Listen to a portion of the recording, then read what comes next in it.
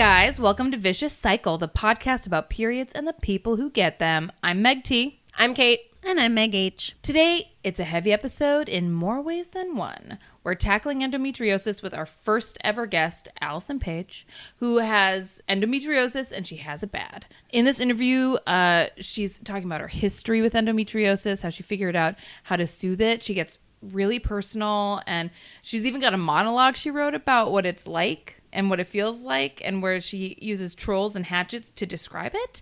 And of course, we have a song at the very end. Duh. So, lean back, pop in those headphones, and enjoy. We have a guest in the studio with us. Woo! She's a very talented comedian, actress, playwright. She's also the executive director. No. She's the artistic director of the sketch comedy company we all work for, Killing My Lobster. Big round of applause for Allison Page, everybody. Oh, hi. Thank you. Thank you so much. So, Happy to be here. What's it like to be on a podcast about periods? I don't know yet. There's no blood in here at the moment. Oh, shoot, you guys. Who is supposed to bring the blood? Ah, damn it. Yeah, I haven't seen any blood, either natural or sacrificial or anything like that. I'm not bleeding, so as long as That's a good true. point. Who is bleeding right now? Anyone blood-cording? Anybody blacording? I am not currently recording. I am. Woo! I have so a sorry. regular tampon inside me right now. And just a reminder to our listeners, we are recording these out of order. So a week ago, Meg I might very have been, well yeah. had. We haven't She bleeds all the time. We haven't ordered our Meg has to podcast go to yet. the hospital. We don't bleed every week. We've been doing Yeah. these podcasts out of order, so just don't track our cycle. Just trust that we're healthy. My boobs are very tender. I think I'm ovulating. Oh. So my boobs are really, really sore. Interesting. And I think okay, you tell me, is my skin looking better or my hair? Because I feel like You look like you have blush on. I don't. Oh. So And ovulation. also, I've just noticed your hair's been looking really nice lately. Thank you. Yeah. Allison, the reason we brought you on here is because you deal with endometriosis. I you deal with it. and I deal in it. And you deal around it and about it. Yeah, just to be clear, I'm not a doctor. I don't deal with it in that Sure. way. You personally handle it. It's actually more common than we know. Like, I know at least 5 people with endometriosis. So we're like, we have to dedicate an episode to this very topic. So, real quickly, just a recap of what we're going to be talking about today and what endometriosis actually is. So, and correct me, Allison, if anything I say is like, that's incorrect, as the non-doctor at the table. Yeah, as the resident non-doctor. So endometriosis is when the tissue lining of the uterus grows outside the uterus. Correct. And I think it's like all or some, right? It could be... Yeah, amount-wise, I believe it's different for each person. Sure. So, and what happens to this tissue that's growing outside of your uterus? Well, it acts like it would if it were inside the uterus, but it can grow in organs and nearby the uterus. So it can affect the intestines, the bladder, the internal area between the vagina and the rectum. But basically, that's where it goes. Hooray. Just for all you listeners out there, that area is called the rectovaginal septum. Which is I just pictured a nose coming out of my butthole. Rectovaginal septum is the name of our next improv group, just FYI. So this growth of the endometrium tissue causes irritation in whatever body part it's touching, and it causes extreme pain. And with continued buildup and irritation, it gets more painful over time because it has nowhere to go. Whereas uterine lining usually exits your body through the vagina during menstruation. This just goes away or gets soaked up eventually, but it just builds and builds and builds. Oh, God. So it just never... Yes. It's just real. And the endometrial tissue can develop lesions and cysts and nodules. And one fact I learned while researching is that when endometriosis grows on the ovaries, it's called a chocolate cyst. No, thank you. Yeah. Boo. No, thank Thank you. Eventually, if it keeps growing, it can become self-aware. It has As teeth. mine has, and I call it Diane. Oh boy. What are the causes of endometriosis? There's no one really fucking What knows. did you do, Allison? Here's the thing. Allison I did do? nothing. If there's one thing that is commonplace and understood is that it's not a dietary or lifestyle thing. It's something that people are either born with or it's an environmental factor, but no one really knows. It appears to be genetic. You're more likely to get it if someone in your family has it, 8 to 10 times more likely. It happens. Some people think maybe it happens at birth and it lies dormant until you go through puberty. Some people That's think nice. it has to do with a dysfunctional immune system. Some people think it's retrograde menstruation, where the blood like leaves the fallopian tube the other way, like it goes back out. But a lot of Like women, what happens in Australia when you flush the toilet. about 1 in 10 women worldwide deal with endometriosis. Wanted to go back to, some people think environmental factors play a part in it.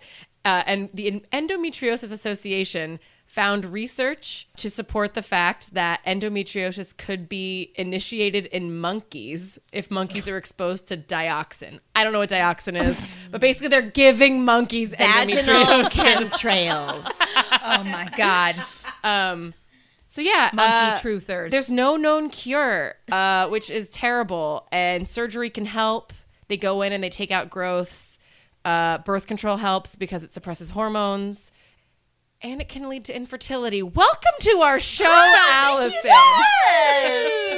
Such a long explanation of my name. So, The only thing I would add to that is my very favorite fun fact. And to be clear, this is not something that I'm aware is happening to me right now. I don't know. But it can cause your organs to stick to each other. No. Yeah, you're in for some intense business if that's your situation. And my God. That's simple. I remember the first time I ever read that, and it freaked me out real hard. Because just your imagination runs wild with a fact like that. But yeah, I guess that's a thing that happens to some people, unfortunately. so let's jump into it, Allison. Just tell us about your history of endometriosis. When did it start? The first time that anything, was ever like discussed, or the first time that I went to the doctor, I guess I should say, I had been working at McDonald's. Thank you so much. Thank you. Heard of it? For 5 years I worked there. But when I was a teenager working there, I got extremely sick at work and I felt really woozy and I was in a lot of pain and I couldn't stand upright anymore. And so I kind of called my mother in tears to say, I have no idea why I feel so terrible. I mean, I guess I just have my period. I guess this is just what people feel like, whatever. But I felt like I was going to black out. And so she took me to, I guess, the ER. And because it kind of comes in waves, I'll feel really, really like I'm dying for a good 3 hours, and then all of a sudden I don't feel like that anymore, and then an hour later I do again. And so she took me there, and I sat and waited and waited and waited, and by the time the doctor came in, I wasn't feeling like that anymore. I didn't feel good, and I was extremely tired. Every time there's like a spell like that, I don't really know what else to call it, but anytime there's like a big spell like that, I really just have to pass out immediately after that and sleep for hours. And so by the time the doctor came in, I was just like, yeah, well, I used to feel like shit. I don't know what to tell you right now. I feel so terrible. And it was kind of just a shrug. And then I don't really know what to do for you. And then I went home. They didn't do anything for me. So just like no tests or anything? Just Absolutely nothing. And how old were you during this first visit? I was probably 15. Something like that. So how old were you when you first got your period? I think 13. Okay, so it kicked in pretty quick. Like you weren't like in your early 20s when it started happening. No, not at all. I wonder if it takes time for you to build up the tissue, like as a kid, for you to really start feeling the effects of it or something. Again, as a doctor, yes. That makes sense. Yeah. I think that makes sense. Yeah. I wouldn't be surprised. Yeah, if the that was blood the isn't situation. hitting your what was it, the vaginal rectoseptum yet? Right.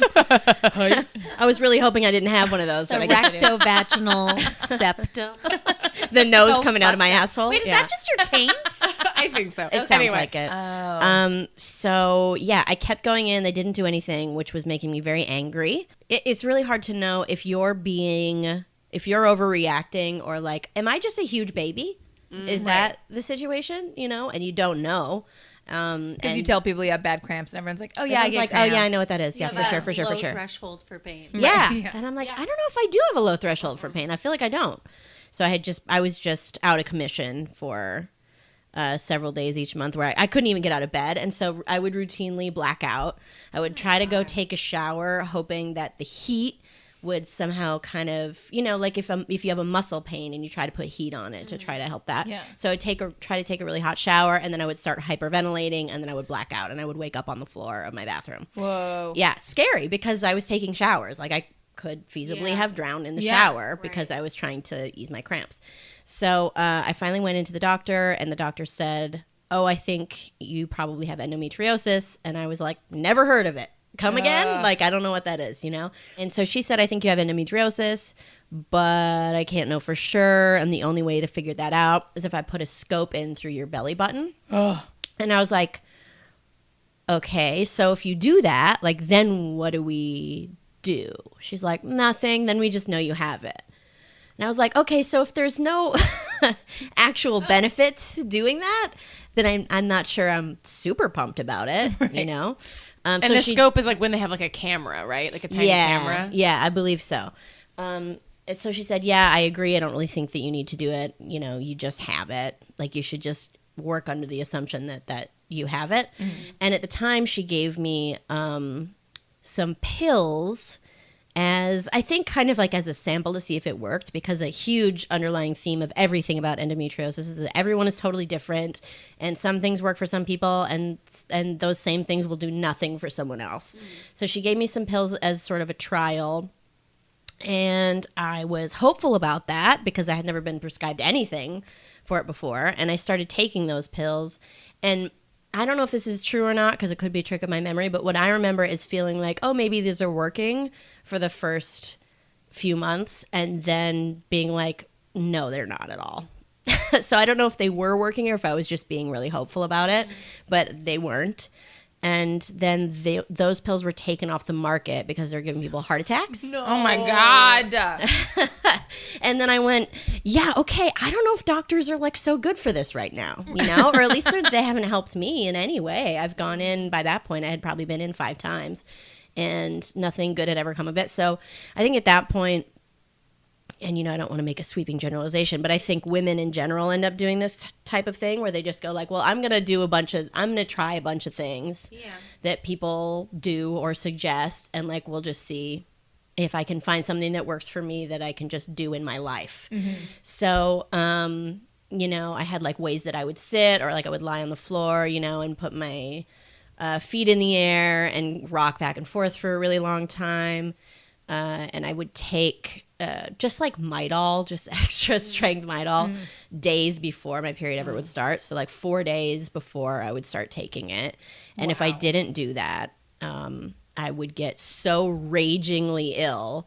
It was horrifying. And so I would always I had to do that all the time. I had to be like constantly on some kind of painkiller. I mean, the only nice thing, the only break I did get in any of this is that it didn't go on super long. Mm-hmm. Like, I remember, because as you were talking about before about it being, hereditary or whatever, my mother was pretty miserable herself for quite a long time. She ended up having an emergency hysterectomy after bleeding nonstop and lying in bed for 3 months.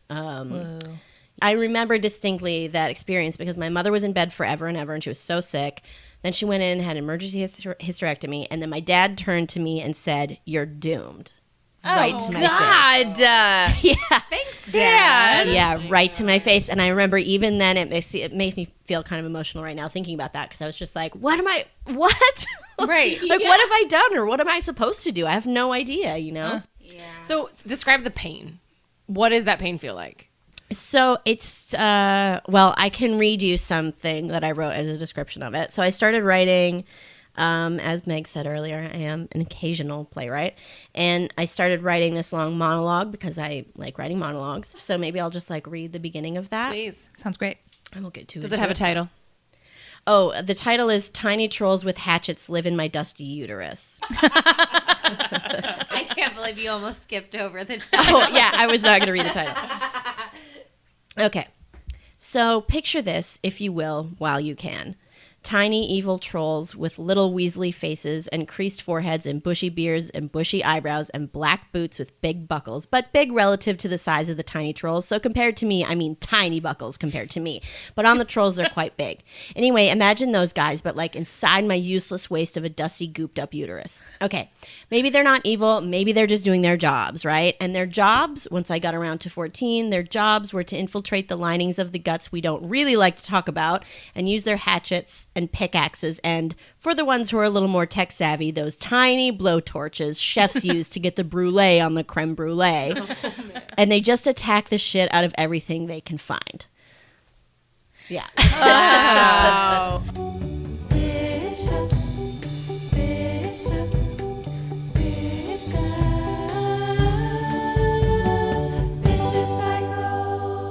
So as a kid, did you regularly miss school as a result? Yes. That's so fucked up. Yeah. I missed school. I missed work. The things I've had to cancel, I can't even count. And I'm not a person who likes to ever miss anything. Sure. Or, shirk obligations. But there were just times where I was just on the floor and that was the day. And I couldn't do anything else about it. So what was the progression of you going to all these doctors and them not really helping and then you finally finding out what worked for you? Ugh. Was it you doing the trials yourself and then telling your doctor, like, I think this is what works for me? Or was it doctors being, like, fucking competent and figuring it out It's for you? It's not that one. Well, it kind of is. So I'll give you sort of the two things that led to all of this. So there was an incident when I must have been 21 probably. So I was still living back in Minnesota. I'm originally from Minnesota. I live in San Francisco now, but I was back home and I had started a theater company there and I would fund, this is going to sound insane, but just stay with me. I was funding that theater company by participating in research studies comparing generic medications to their brand name alternatives. Wow. And I know it sounds really bizarre, but where I'm from, actually, people did it a lot because there was this big institute. It's been shut down. Surprise, surprise. Because it causes heart attacks. I was about to do one that was 3 weeks long, and you're essentially locked up in this. It looks like a hospital, but it's just, there's a bunch of beds. There's like bunk beds, I think, and you can't leave. You go outside once a day for like a couple minutes, but they need to control the setting, obviously. I was either going to be taking muscle relaxers or nothing, just the placebo. And in order to participate in that study, which was 3 weeks long, I couldn't have anything in my system. Mm-hmm. And as we've already discussed, days before my period, I had to start taking painkillers. Right. And this was going to be the first time that I didn't do that because the study lined up in such a way that like it was going to start on the first day of my period. And so I didn't take any pills and I was nervous, but I was like, this is probably fine. Like, come on, what's the worst thing that can happen? This is so not a big deal, right? Like people go through their lives without taking painkillers for 4 days before their period all the time. So I was just talking myself into it. And I wanted the money. It was like $5,000. And and like I said, I was 21. So I was like, $5,000. Oh man, hell yeah, right? That's 2 shows. I can do it. I did a tour with that money later. Right. So to me, it ended up feeling worth it. But that same day, I took a shower because I had muscle cramps or whatever, and I started hyperventilating, and I was shaking, and I blacked out, and I woke up in an absolute panic. I was screaming, and so my mother ran up the stairs and was like, "What's wrong with you?" And I'm like naked on the floor in a pool of water, shaking and screaming, and I was like, "I can't feel my hands! I can't feel my hands!" And so she called 911 because it was a scene, Yeah. So they showed up and basically, again, did not know at all what to do with me. And by the time they got there, I was sort of like, I don't know, it just was all very dull by then. And so I'm sure it was very expensive that they came to the house. And so I didn't, after that, veer much out of taking the pills, right? Your so that got routine. me through several years. Yeah. Cut to 2 years ago. And things hadn't been as bad for a while because I will go through a period of time where it's like for 6 months it's not as bad, then it's really terrible. And then for a year maybe it's not as bad. And as I've gotten older, it's been the peaks and valleys have been farther apart. Yeah. And so I just kind of felt like I can deal with this. Like I've got a handle on this, because So I'm egotistical. even when it's not that, even when it's not that bad, It's still really bad. Still, yeah, It's still really bad. It's just not go to the hospital. it's not missed work, maybe. or I go to the- definitely stayed home and did a lot of like, I'm working from home. Yeah. As you're So on you're the just- floor rocking back and Yeah, forth. I didn't Yeah. get a lot of work done, to be You're honest. just There's working- probably some theft involved in like time theft that I'm claiming on that because I was You're lying just down a lot. But basically moving your life around the fact that you're going to be incapacitated a couple days every month. yeah, I just accepted it. Fuck. Yeah, I just accepted it. And I didn't feel like there was any other option for me Yeah. at the time. And so what those not so bad times were like was just a lot of me crying. And anyone who knows me knows I am like not a crier at all. People always try to get me to cry. So just weeping and rocking back and forth and putting cold washcloths on my face, lying on the floor. Like I did everything I could possibly think of. I got an exercise ball because I heard if you sit a certain way on those, that might help you. I did everything I could think of. And that's just how it was. And it was my fiance, who will be my husband in a couple of weeks, had to deal with that too. And I was loud. Like I couldn't contain sounds. Of course. And so I was like moaning and groaning, and I'm sure it was horrible. And I'm sure it was a combination of like, this is actually really annoying after a while. And also I feel like, really bad that I can't do yeah. anything to help you. It's you another know? person justifying that, like, you're not crazy. This is really, Yeah. this Right. is as bad as you think it is. Right. Yeah. And just real quick, how long are the spells? Like hours or minutes or? Hours. So it'll be at the longest, maybe like 6 hours. And then I would pass out for, I don't know, 3, let's say. Wow. And then I would wake up and I would feel not as terrible, but so drained. Yeah. So drained. It's like after, if you've ever had a crazy screaming argument, with some ex or something, and then after that you just feel like you've been Yeah. through a battle and Through you're it. so exhausted and you can't yeah. do anything. That's how I would feel. And then I would get really, really, really hungry. But the second I put a piece of food in my mouth, I got so sick. So I couldn't eat anything. I threw up all the time. I constantly was throwing up because I would start to feel really, really nauseous, and then throw up, even if I hadn't eaten anything. So I was just So constantly you just ill. had, like, morning sickness since you were 15. Yeah, basically. pretty much. And it would be so sudden, so sudden. So that's kind of where I was at 2 years ago. And then one day I had stayed home because I knew that I wasn't going to be feeling well and I knew that I was getting my period. And Al had gone to work, so I was by myself. And it just got really bad really, really fast. And I was throwing up and throwing up and throwing up. And then I couldn't throw up anymore. So I was just kind of dry heaving. And I couldn't find a position in which I could feel even remotely acceptably okay. I wanted to just be in dull pain and I couldn't get there. It was horrifying. And so I started kind of panicking a little bit, which is really bad. So I was trying to control my breathing and calm down and not panic. And I just started running a really cold shower because I felt so hot. And then I got in the tub and I was just, what a sight. Like me just like crying in a bathtub as water is raining down from the shower. I didn't have it running from the bath part. It was showering as I was lying down.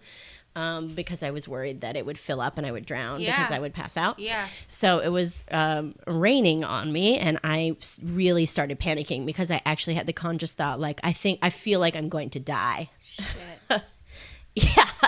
Yeah, it's rough. Awful. I know, it's rough. So I started talking to myself. I was like, I think I'm dying. I think I'm going to die. I'm dying in this tub right now. And so I at least had brought my phone into the bathroom with me, because if I hadn't, I'm not really sure where any of this would have gone, but I had brought my phone in the bathroom, and so I could reach it just barely from the tub because I couldn't stand up. I was completely incapable of standing up because I tried multiple times and I like couldn't do it at all. My legs were just like not having it. So, and my arms were shaking so much that I couldn't like grip the side of anything to push myself up. So I grabbed my phone and I called Al, and he's just at work, you know, which is fairly hectic because he's a sous chef, and so he has a lot to do, and he works at a very busy restaurant, and so I called him and was just like, "You need to come home. I think I'm going to die."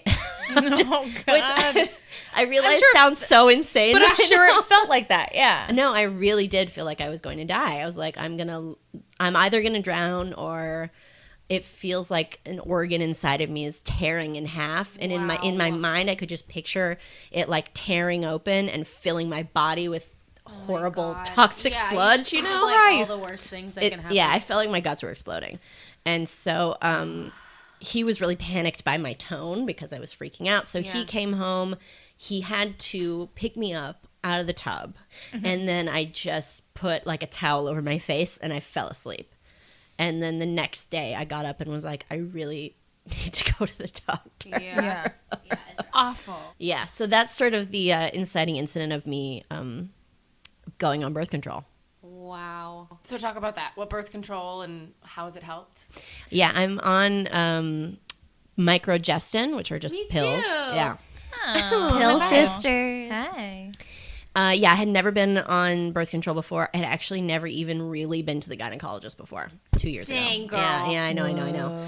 But I just didn't have any faith in any of it, you know, because I'd had such bad experiences. It was just like, why am I bothering with You're this? as good as that. Yeah. Yeah, like nobody gives a shit. So like, who cares? So I finally went, and at the time I didn't have insurance, and I went to I think it's called the Women's Community Clinic or Women's Community Health Clinic. It's an amazing place in San Francisco, by the way. If you're a person who is like, I really need to be seen and I don't have insurance, like go there. They're so wonderful and kind and helpful and great. That's awesome. So I went there, and then they prescribed birth control and said, like, let's at least see if it helps. And thankfully, it has kind of like saved my life, to be perfectly honest. Wow. Yeah. So, and I still go through kind of peaks and valleys with it, but they are different now. And there was there were 6 weeks of me being really violently ill when I started taking them. And I wasn't sure I was going to be able to get through that because it was rough times. And did you know it was like, did they warn you like, They did. They're like, you might feel weird or you might feel sick, you know, but it's going to go away. Like, just try to stick with it for 3 months and we'll see what's going to happen. Wow.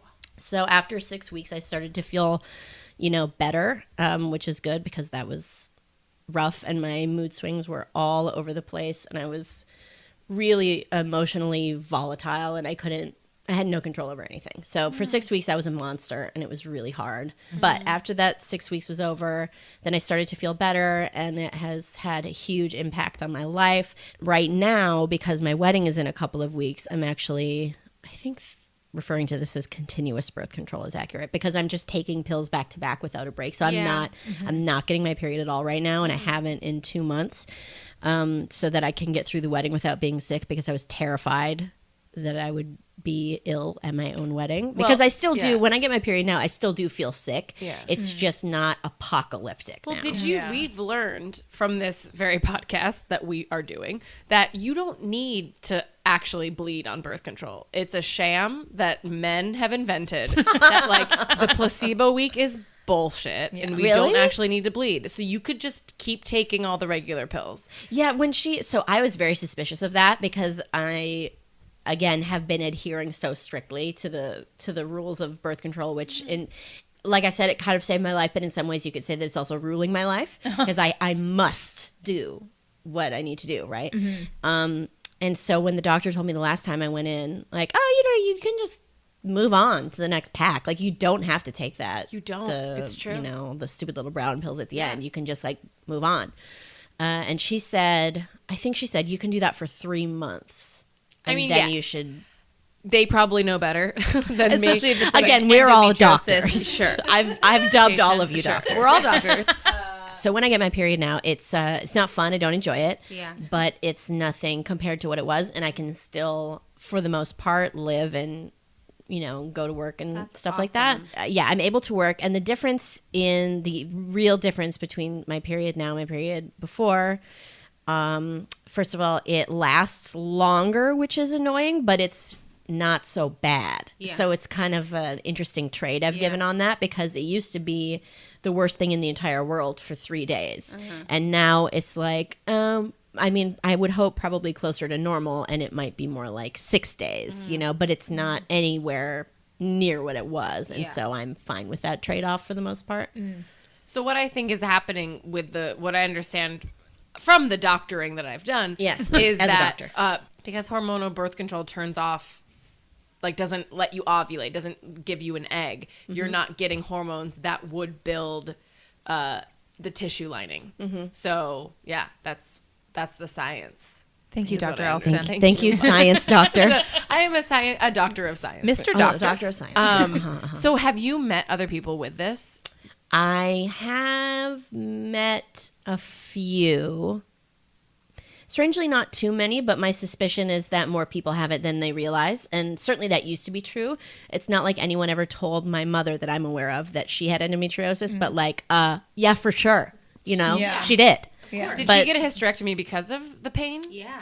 Well, she was bleeding for 3 months straight, and they couldn't stop her bleeding. And so they were just like, this is it. We just have to do it. That's all I really remember about that, because I was however old I was. But thinking back on it now and like remembering what that was like, I'm sure that that's what was going on. And my grandmother also had a lot of issues as well. But again, I'm from a place and from a people that really don't talk about this stuff or feelings or doctors or health or anything until someone else has something, and then someone goes, did you hear that person's heart exploded? Like, we'll talk about that, but we won't talk about our own health in any way, and nobody goes to the doctor unless they're dying. So does sex hurt Yes. all the time? or Not just- all the time, okay. but it is something that yes. So my sex life has been complicated because I also didn't understand that for a really long time. I was just like, I don't know why this is so uncomfortable for me. And I feel like it's not uncomfortable like this for everybody. And it was tough to accept that as like, well, that's my life. Right. And And it's so hard to talk about because everyone's like, I love sex. Sex is great. If you're not sex having is the best.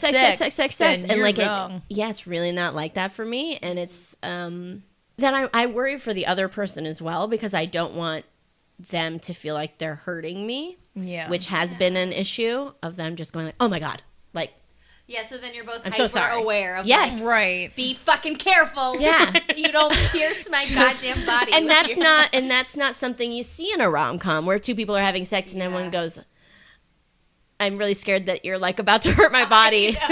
So what you're saying is we should write Endometriosis the rom-com. Yeah, so really then I'm should. trying, that's what I Musical. love. I actually would love to. Oh, I shouldn't say it because someone will steal it. But I want to write a horror movie that's about Please endometriosis. do. Do it. Oh, do it. fuck yeah. And when you do, we'll preview it. Yeah. Thank you so much. Yeah, so my sex life has been complicated by that. Obviously I'm getting married, so it hasn't destroyed my life or anything. But it can be a big thing. Yeah. And I think some people don't so much have pain during sex. Again, the thing I want to really stress is how different this is for everyone. Everyone's experiences are completely all over the place. And I think that's also part of what makes, the doctors who do give a shit and the people who are studying it and trying to figure out what can be done more than what is being done. It makes their job really hard because everyone is so very, very, very different. Because I'm not even on the terrible end of the spectrum, if you can buy that. How? Yeah, because some people really do need to just like immediately go in and have surgery. And I've never They need gotten to that. hysterectomy. I've never gotten to that point, Yeah. thankfully. And it's really, Surgery to horrifying, remove but- your uterus or surgery to like take out the growths? I think a little column A, a little column B. I mean, I think both of those things happen. Okay. It's- Because I've also heard that surgery to remove the growths works for a little bit, but then it doesn't work Not forever a because cure. if the problem is that you're creating this, Yeah. it's going to keep Right. getting created. is your digestive system really terrible also during this? Like, do you have really bad poops? Oh, yeah, during my period I do. Yeah. But like otherwise I can digest a dump truck. I mean, like I will eat like crazy spicy food or maybe that's part of my problem. You should probably stop eating I dump need to trucks. rethink this. you don't have endometriosis. You just eat crap. Carbs. Oh, I definitely eat like crap. But yeah, during my period I do, yeah. One thing I've heard too is that a lot of women or young girls get misdiagnosed as having like IBS instead of endometriosis. To be perfectly honest, 'Cause they kinda go hand in hand. Not to throw shade at doctors forever and ever, but like they never even brought it up. So I don't know. Wow. And then I know. Some of these doctors were women, by the way. I just want to I say was that. actually yeah, going right. to ask you if it got I keep better picturing with fucking women. men. But also the people that I went to when I was just going to the ER or just going to the doctor when I was younger and just going like, I'm so miserable, I want to die. Like, what can you do about this? They weren't gynecologists. They weren't, you know what I mean? So it's been so much better now to at least be able to talk to people that have some more understanding of it. Yeah. And also it's been, 10 years or whatever. And people just know so much more about it now. yeah, so you feel like than they people are used more to. knowledgeable. Yeah, I think so. And more accepting and just go like, yeah, that's what's happening. And not like, oh, you're 15 and you just don't know what the fuck you're talking about. Yeah, You don't know what your own pain level is. And so much has already been said in the world about like how doctors dismiss women's symptoms and just think that they're being like little bitches or whatever. But it's it's a real thing that happens. Yeah. And it definitely happened to me when I was younger. But I feel now like most recently I've been listened to really well. So Good. I just read an article where how like more and more women are bringing male family members or partners to doctor's appointments so they can have like someone testify that yes, their pain is this bad, please believe them. Yikes. And it's like happening all the time because women go in and the doctor's like, well, take Advil, like that's pretty pathetic. I can see that Yeah. working though. Right, absolutely, I mean, like which is Al's one of crap. the only people. Well, that's not true. Anyone that I've dated for like a significant amount of time, they know, but no one else does. I refuse to see anyone, be near anyone, like speak to anyone while any of that is going on because I'm just such a mess and I don't like to appear to have weaknesses. So I just like excommunicate everyone, and then the only people who see me are the people who live with me or whatever. People that you trust. Yeah. I mean, yeah, I would feel super uncomfortable to be that vulnerable around people that I don't know that well.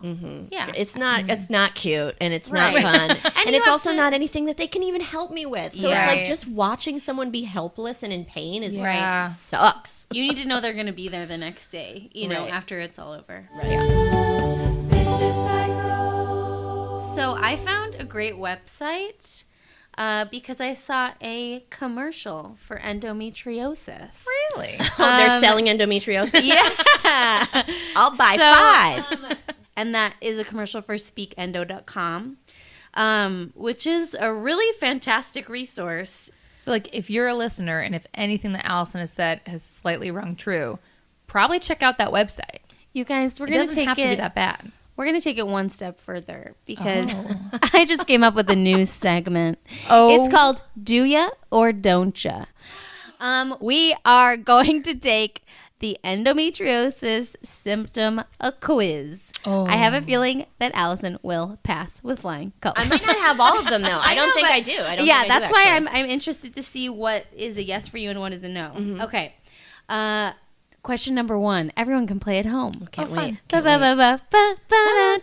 hope you don't win. Do we have that music licensed? It's like the one quiz no one should win. Yeah, I really hope you don't. You all should answer it as well. Yes, I would. Yes, everyone. Okay. Okay, question 1. Do you often experience pelvic or lower back pain before or during your period? Yeah. Only answer yes if it limits your day-to-day activities or requires medication. Yes. I'm like it's not every period and it rarely stops me. Oh, get the fuck out of here. I'm a hard no. What? Really? No? Oh, wow. Yeah, not enough to make it a yes. Oh, that blows my mind. Question 2. Do you often experience pain with sex? Yes. No. No. That's a no for me. Sorry, It also Allison, says That must be nice. I will just put this out there that I get ovarian cysts and Ooh. sometimes during sex we can pop them and then I'm like off of me. No. But it's only happened like What? The twice. the chocolate cyst? Cysts. Well, mine are water cysts. Ew. So okay. Numero trace. Do you sometimes avoid sex to avoid pain? That is a hard no, never for me. I have, yes. Okay. Oh, also no for me, but Do you often have painful bowel movements before or during your period? I mean, they're not fun. Pain, but not painful. I wouldn't recommend them. I don't know if I would call it I don't know if I would- Uncomfortable. Yeah, uncomfortable. Yeah. Like only during. Yeah. My poops are loosey goosey during periods. So Yeah, mine as well. They come out quick and fast. So this is before or during your period. So yes, for you, is it painful during or just still uncomfortable? Only during my period. Okay, then that's a yes because it's during as well. Reviewing your answers. If you answered yes to one or more of these questions, you could have endometriosis. What an easy I was A. sure there was going to be one that I was like, no, that's fine for me. Even if you answered no to all these questions, it's still important to talk to your doctor or healthcare provider about all your symptoms and your medical concerns. Many women find discussing their symptoms difficult, but it's important to speak up. It may lead to a better discussion with your gyno. And then if you need help thinking about like how to talk to your gynecologist, there's a way to prep for your appointment on this website. It's a really fantastic That's website. nice because I was terrified. Yeah. I had someone go with me and stay across the street at a coffee shop. Again, this was only 2 years ago. wow. I'm 33. Wow. So what about like having kids? How is that gonna? Have you talked to a doctor about that? I haven't If too you want much children. because I could never decide if I wanted to have kids or not. I'm still on the fence, though. I'm slightly leaning more in the direction of maybe having kids. And it freaks me out a lot for a multitude of reasons. One of those is clearly my mother passed this on to me, right? Like if I have a daughter, very likely she's going to be in my same situation because my mom was, and as far as I know, my grandma was, or it sounds like it based on, descriptions of her life.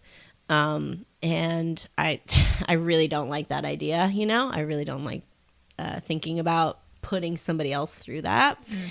And I'm also terrified of childbirth, like to a massive, massive extent. And I think, and everyone goes, oh, and like everybody's scared of childbirth. Let me just believe me that I'm really, really, really scared of it, to the point where like I think about it for extended periods of time, because I think part of it is just having dealt with all the feelings of endometriosis and feeling like, is this going to make that worse? Because actually, if you have kids, it can, for some people, it makes it better.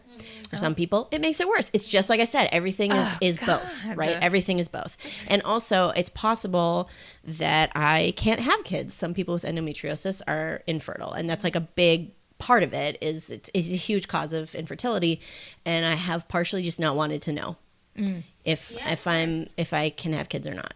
And I think my fiance has also kind of swung back and forth about if he wants to have kids or not. He's also sort of leaning toward yes at this point, and we've talked about it. And it's hard because I'm not only am I very afraid of this, but I'm also afraid that I can't do it. And so I have always felt fairly strongly about the possibility of adopting. It definitely freaks me out to a massive extent. And part of me feels like I will be a person who just dies in childbirth. I just have terrible feelings about my guts. Right. I mean, does it stem back to like the burning sensation that you've had? For, Yeah, like, your whole I life? think about that. I think about, is that what it's going to feel like the entire time I'm pregnant? Is that what it's going to feel like after I give birth or while I give birth? And I do sort of say it in a lighthearted way most of the time, as I do most things, because like that's my job. But it's like a real fear. It's like a very real, visceral fear that I have that I try to explain only very occasionally, sincerely to people, mostly just the three of you just now. Like I don't talk about it very much. I could definitely have coffee with you and talk about my fear of childbirth. Yeah, Well, I'm really and I freaked have out. to by I it. actually would really enjoy that. Right. And I have We to- could eat chocolate during one of your non-period weeks and talk about all the things we're scared of happening wrong. Oh man, so scared. Oh man, it's fucking terrifying. And the more I find out about it, the more I'm like, why are we all still here? I mean, Why I can't have believe women it. continued to do this. Yeah, I can't believe it. I can't either. So how much of your dealing with endometriosis do you feel like it defines you, if that makes any sense? Like, because as someone who knows you pretty well, I've never known this about you, and this is all like super news to me. So I don't know if that makes you like feel better or whatever, but you feel like you've done a good job. I had covering no it up. idea. Actually, I knew you talked about it with me. But like, yeah, do you feel like it? I don't know. Does it define you in any way? I hope not, but I am happy to be talking about it, and I should probably do a better job of talking about it, to be perfectly honest, because it is sort of like a hidden part of my life to a lot of people, and it was very impactful and fucking terrible. So Yeah. So for anyone that's dealing with endometriosis, do you think like is talking about it, would that be advice you give people to just like be open with doctors and Oh, yeah. I really wish that I had. I mean, I have some regrets, certainly. I would say absolutely go to the doctor, and more specifically, go to a gynecologist. And depending on where you are, I mean, there are specialists now. There didn't used to be. Depending on where you live, you might have more access to them or not. But there's probably someone somewhere that will be able to talk to you about it in a way that's not dismissive, and just like go, well, here's some more painkillers of a different color. Yeah. And so if someone's not listening to you right away, find a different person who will Yes. listen to you, Yeah. I recently switched doctors for that reason, and it was fucking great. Yeah.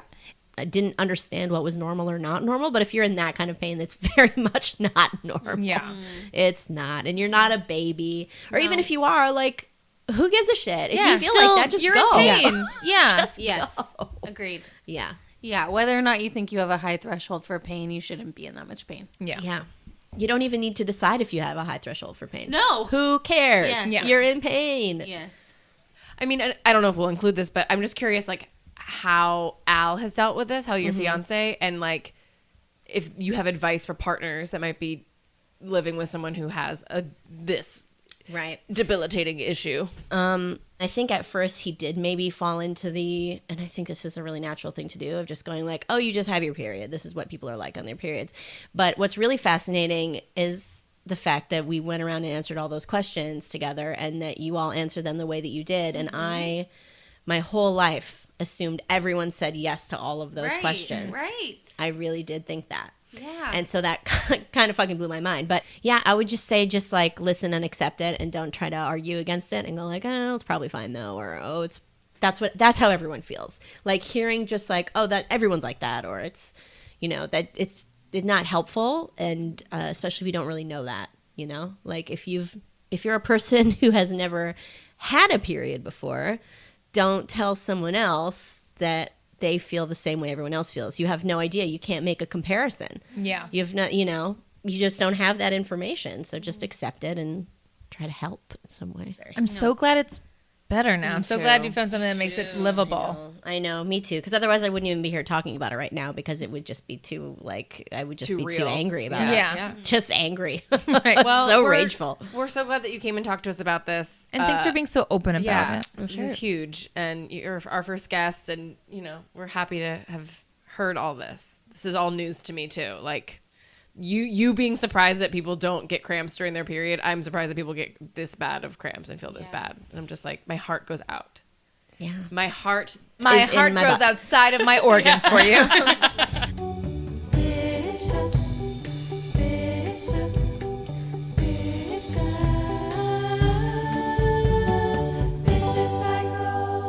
Wow. What a Wow. conversation that was.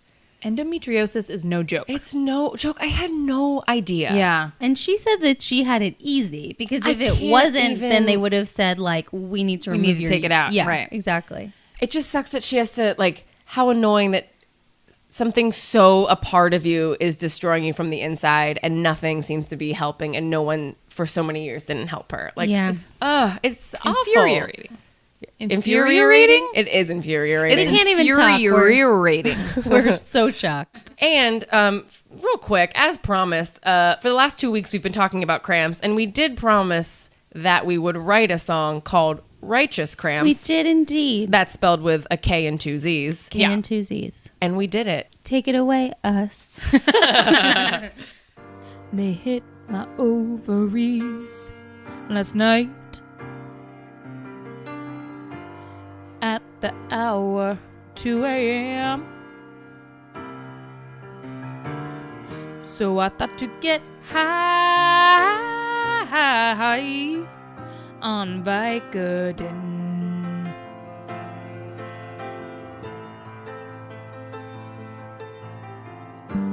Found my heating pad, scream for my life. It's lonely in this bed with cramps so right. Just yeah. Oh.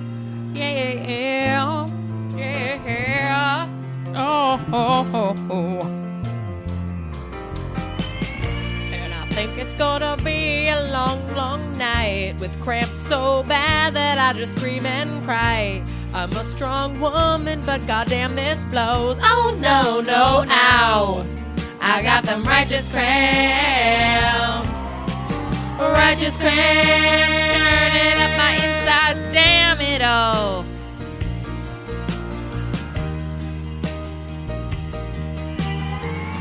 And I think it's gonna be a long, long night. These cramps, they feel like tiny trolls inside. They have these hatchets and they hack my guts. Oh, fuck, fuck, fuck. I've got these righteous cramps. Righteous cramps. Oh my fucking god, I hate the world.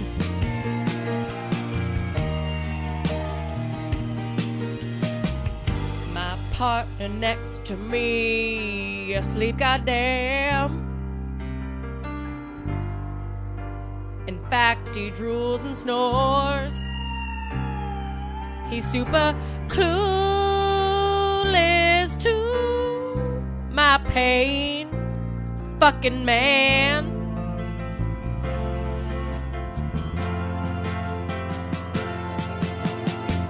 And I think it's gonna be a long, long night. Oh no, the cramps, they move down to my thighs. Did you know cramps are many heart attacks? I have righteous cramps. Righteous cramps. Why hasn't that Vicodin kicked in? And I think it's gonna be a long, long night. And it feels like baby hippos needing me. And it feels like if your uterus had to poop. And it feels like when dementors eat your soul. You know those scary villains in Harry Potter. Cramps, they feel like if dementors were a real thing. And they suck out your soul, but from your ovaries. Gee, I think that Vicodin may have kicked in. And I think it's gonna be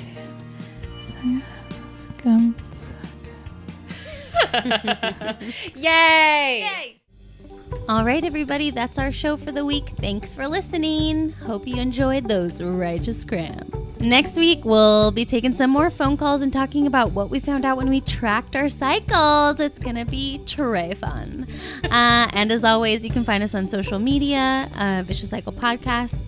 And why don't you leave us a 5-star review while you're at it? Yes, please. That would be great. On iTunes. And tell all your friends and loved ones about us. Yes. Let us know how you feel about cramps by calling in to 9106 Uterus, and we would be happy to take some of those calls and share them on the podcast. Thanks, guys. Keep calm. And tampon.